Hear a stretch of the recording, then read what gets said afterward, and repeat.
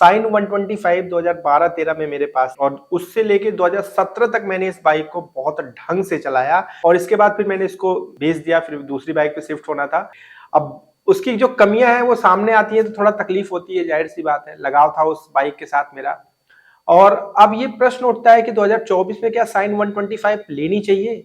क्या ये सारी कमियां फोकस करने लायक है? अच्छी चीजें क्या है, बुरी चीजें क्या है? आज की इस वीडियो का यही पर्पस है। मैं आपको जो है कंक्लूजन दूंगा इस वीडियो के लास्ट में, आप कंफर्म हो पाएंगे कि आपको लेना है या फिर नहीं। 5 कमियां मैं बताऊंगा और 5 खूबियां भी बताऊंगा। शुरुआत करते हैं। नमस्कार दोस्तों, मेरा नाम है जीआरडी और आप देख रहे हैं राइट टू नो। वीडियो आपको अच्छी लगी तो प्लीज लाइक करिएगा और चैनल को सब्सक्राइब नहीं किया तो सब्सक्राइब करके बेल आइकन जरूर दबाइएगा। सबसे पहले हम इसकी अच्छाइयां से शुरुआत करते हैं, क्योंकि बुराइयां तो मैंने शुरुआत में ही दिखाकर मूड खराब कर दिया।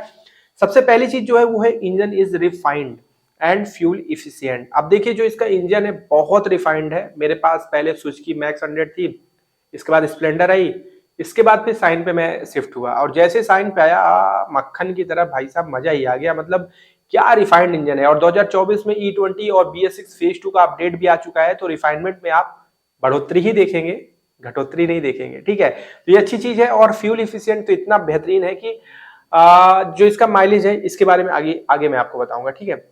दूसरी चीज है वो है रिलायबल। देखिए ये बड़ी भरोसेमंद है, मतलब भरोसेमंद इसलिए है क्योंकि अगर आप इस बाइक को देखेंगे तो इसका सेल स्टार्टिंग में 125 सीसी में सबसे तगड़ा रहा है, सबसे तगड़ा, कमाल का। अब खैर सेल डाउन हुआ है लेकिन उतना डाउन नहीं हुआ है, ठीक है। तो ये चीज दर्शाती है कि साइन में कोई भारी भरकम अपडेट भी कंपनी नहीं करती है। उसी तरह बाइक है, नीट एंड क्लीन पड़ी हुई है, कोई मॉडर्न फीचर वगैरह नहीं मिल रहा है, लेकिन फिर भी लोग इसे खरीद रहे हैं। तो ये जताता है कि इसके लिए लोगों का भरोसा है, आज भी कायम है। अगली चीज है वो है स्ट्रॉन्ग रीसेल वैल्यू। देखिए मैंने अपनी स्वाइन को काफी दिन बाद बेची जब, तो मुझे अच्छा जो है पैसा रकम मिल गया सेकंड हैंड जब मैंने उसको बेची, तो ठीक है। तो ये चीज दर्शाती है कि रीसेल वैल्यू इसकी तगड़ी है, आपको बाद में बेचेंगे तो अच्छा पैसा मिलेगा। अगली चीज है इसका माइलेज। अब देखिए माइलेज को लेकर ध्यान रखिएगा, अगर आप इसको ढंग से चलाते हैं, अगर आपकी राइडिंग क्वालिटी अच्छी है, इको स्पीड में आपको चलाना पसंद है, यानी कि आपकी स्पीड 50 के नीचे ही रहती है, तो आप डेफिनेटली इसमें 60 प्लस का माइलेज निकाल सकते हैं। लेकिन अगर आप इसे रसली चलाएंगे, मतलब 70 80 90 100 ऐसे लेके जाएंगे, तो फिर माइलेज नहीं मिल पाएगा, ध्यान रखिएगा, ठीक है। अगली चीज है उसमें नीट एंड क्लीन। अब देखिए ये इसका जो लुक है, इसको लेके कंपनी कोई चेंज नहीं करती है, कोई ज्यादा तामझाम नहीं देती है। इसका नीट एंड क्लीन लुक ही लोगों को सबसे ज्यादा पसंद आता है, जिसकी वजह से इसकी सेलिंग में ज्यादा गिरावट नहीं आती है। अगली चीज मैं बताऊं, गुड फॉर डेली कम्यूट। अगर आप डेली जो है कॉलेज बॉय है, डिलीवरी बॉय है, या फिर आप ऑफिस बॉय है, डेली आपका 30 40 50 किलोमीटर का रनअप है, तो साइन 125 आपके लिए परफेक्ट है, क्योंकि माइलेज भी अच्छा मिलेगा, सस्पेंशन सेटअप भी इसके अच्छे हैं और राइडिंग क्वालिटी भी कमाल की है।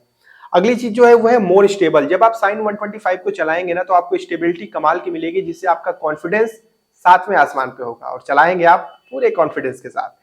अगली चीज तो अब नहीं है मेरे हिसाब से, जी हाँ। अब देखिए इसका जो खूबियों का सिलसिला है वो समाप्त। अब हम चलते हैं इसकी बुराई की तरफ। हम भी करेंगे थोड़ी सी बुराई, क्योंकि जो चीजें मुझे बुरी लग रही है 2024 में, 2024 वाले मॉडल की, वो तो अब बताना जरूरी है। पहली चीज ये है कि इंस्ट्रूमेंट क्लस्टर इज बेसिक।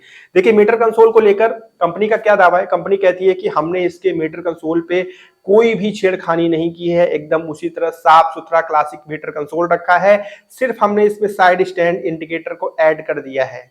तो कंपनी के हिसाब से ये neat and clean classic look design है। क्या आपको लगता है, मतलब क्या आप सच में, आप बताइए कमेंट करके कि यही वाला मीटर कंसोल सही है इसका, या फिर इसको वाकई में एक छोटा सा डिजिटल कंसोल दे दें जिसमें 2-3 ट्रिप मीटर हमें मिल जाए, अलग अलग फीचर्स इसमें आ जाए, तो क्या मतलब दिक्कत क्या है इसमें? क्या कहते हैं आप, ये वाला मीटर कंसोल सही है या फिर इसे डिजिटल करना चाहिए? ये आप कमेंट करके बताइएगा, मुझे ये डिसएडवांटेज लगता है। अगली चीज मैं बताता हूं कि rivals offers more value for money. देखिए अगर आप इसके राइवल्स में जाएंगे, जैसे पल्सर 125, राइडर 125 या फिर SP 125, इसी के ले लीजिए, होंडा कंपनी की, उसमें जो वैल्यू फॉर मनी मिलता है ना, वो इसके अपेक्षा बेहतर है वो सब, ठीक है। ऐसा लोगों का दावा है कि साइन अब वैल्यू फॉर मनी नहीं रह गई है दूसरे अपने राइवल्स की अपेक्षा। अगली चीज मैं बताता हूं वो है टायर प्रोफाइल। अगर आप आगे वाला टायर देखेंगे तो दिक्कत नहीं होगी, लेकिन पीछे वाला टायर देखेंगे तो मूड खराब हो जाएगा भैया। टायर मतलब साइकिल के पहिए की तरह टायर कंपनी लगा कर देती है यार, ये क्या है? मतलब बिना कीमत बढ़ाए टायर थोड़ा सा चौड़ा कर दीजिए, पीसेस देखने में अच्छी लगे। पीछे से हमको नहीं मजा आती है साइन 125। आप क्या कहते हैं बताइएगा। अब अगली चीज मैं बताता हूँ, नो मॉडर्न फीचर। अब देखिए इसमें एलईडी के नाम पे कुछ नहीं है। आगे main headlight, no LED. Pilot lamps है ही नहीं है। Side indicator, no LED. पीछे की प्रोफाइल, नो एलईडी। कुछ भी एलईडी नहीं है, ब्लूटूथ नहीं है, मोबाइल चार्जिंग पोर्ट इसको मैं प्रायोरिटी नहीं देता हूँ, 500-600 रुपए दे के इसको आप आराम से लगवा सकते हैं। तो मॉडर्न फीचर तो है ही नहीं यार ज्यादा इसमें, तो ये है मतलब कुछ कमियां हैं, लोगों को इससे फर्क नहीं पड़ता है, लेकिन जो इसके कंपटीटर है उनमें तो आ रही है ना ये सब, तो फिर फर्क तो पड़ेगा उससे। अगली चीज है same price Pulsar 125 neon edition. देखिए जो पल्सर 125 का नियॉन एडिशन है उसकी कीमत और साइन 125 की कीमत डिट्टो सेम है, एकदम सेम है, सिर्फ 500 या 1000 का फर्क है। अब लोग जैसे ही आते हैं ना उनके दिमाग में आ जाता है कि यार ठीक है नीट एंड क्लीन बाइक है, अच्छी बाइक है, लेकिन इससे अच्छा हम पल्सर ले लेते हैं। लोगों को जब बोलेंगे पल्सर लिए हैं तो वो तुरंत वाह वाह भाई पल्सर ले लिया बहुत बढ़िया। पल्सर का क्रेज थोड़ा सा अलग है, स्पोर्ट्स सेगमेंट में आ जाती है वो। और लोग जब देखेंगे तो वो जब तक वो ये आकर नजदीक में ये नहीं देखेंगे कि पल्सर 125 सीसी है, उनको लगेगा पल्सर 150 सीसी ले लिए। तो लोग शिफ्ट हो जा रहे हैं साइन की जगह पल्सर पे। काफी हद तक ये बात सही भी है, आप क्या कहते हैं कमेंट करके बताइएगा। अब देखिए 5 मैंने चीजें बता दी इसकी अच्छी और 5 चीजें इसकी बुरी बता दी मैंने। अब हम आते हैं कंक्लूजन पे कि क्या साइन 125 2024 में लेनी चाहिए। डेफिनेटली लेनी चाहिए, ये मेरी राय है। और लेने से पहले आपको पहले बात टेस्ट राइड लेना है, बिना टेस्ट राइड के आपको नहीं लेना है।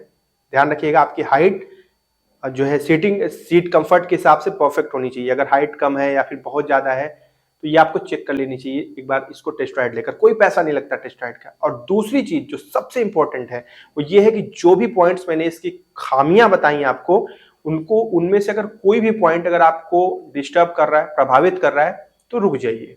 फिर आप थोड़ा बहुत पैसा लगा के SP 125 ले लीजिए, उसमें मॉडर्न फीचर सारे आपको मिल जाएंगे।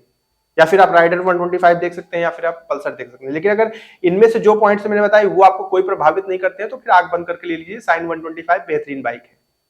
बस यही बात है। मिलूंगा मैं अगली वीडियो में, कोई भी आपके डाउट हो तो कमेंट करके बताइएगा। और अगर आपके कोई भी एक्सपीरियंस है साइन 125 के साथ तो प्लीज कमेंट करिएगा, लोगों की बहुत हेल्प होती है। ध्यान रखिएगा अपना। जय हिंद।